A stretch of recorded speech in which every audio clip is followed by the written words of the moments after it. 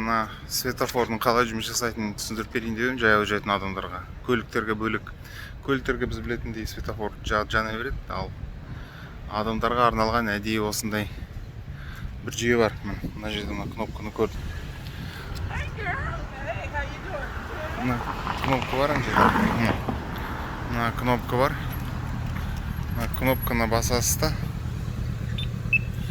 сөйтіп күтесіз. Негізі анау қызыл болып жанып тұр ғой, бөлек төрт бұрыш бір сигнал тұр.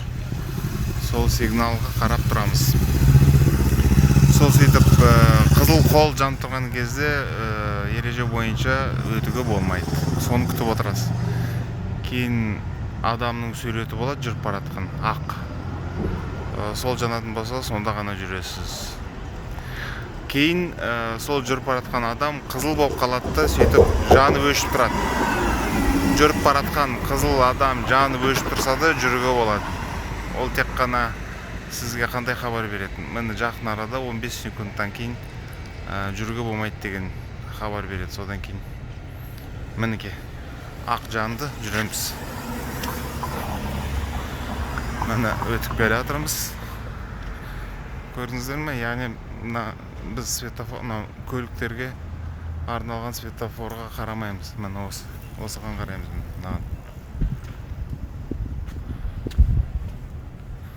Мінекі жүйе сондай. Яғни көлікке арналған светофорға қарамаймыз ешқашан.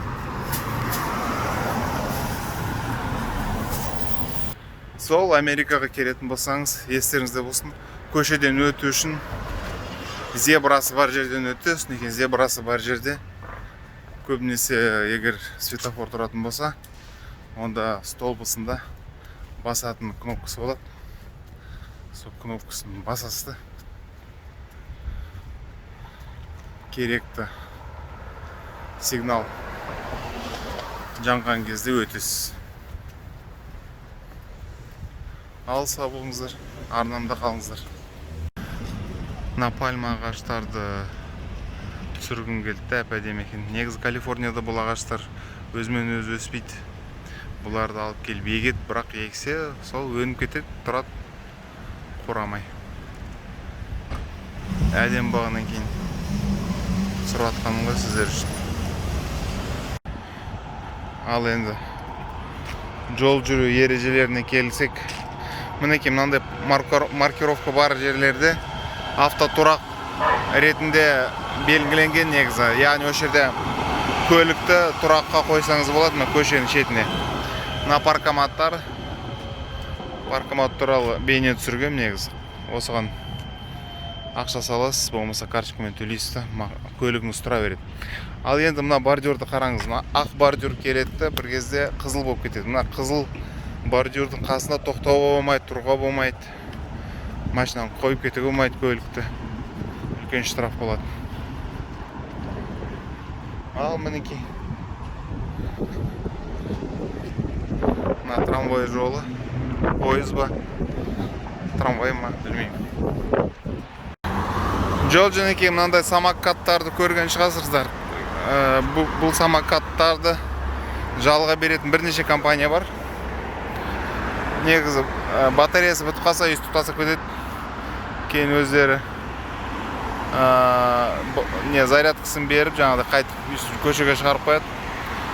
Телефонға бір несі бар, приложениясын соны жүктеп орнатасыз да, соткаңызға сөйтіп төлеп жүре бересіз.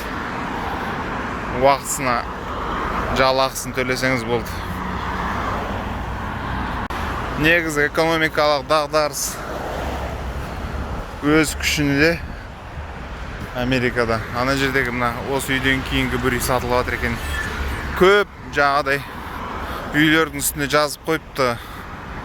Жалға беріледі, жалға беріледі. Яғни бизнестер жүрмей жатқан сияқты ғой. Арендаға алатын компаниялар бәрі жабылып, дағдарыстан кейін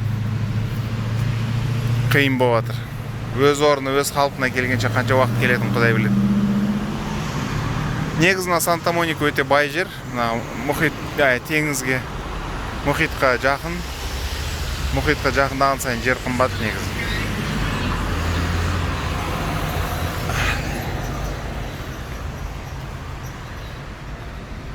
Міне, сөйтіп өзіміздің Санта-Моникадағы Тойотаға қайтып келе жатырмыз. Көлігімді қазір шығарып беру керек, соны мініп үйге кетуім керек. Мына Jack in the Box деп жазылып тұрған. Сол үйдің төңірегін қарасаңыз, көліктердің тұратын жері және жүретін жері.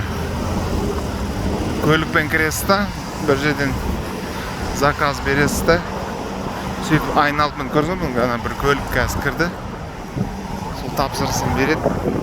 Сөйтіп айналып шыққанша дайын болады. Мына жақтан заказ берсе, шығатын жерден шыққанша заказ дайын болады да машинасын алып салып алып кете береді.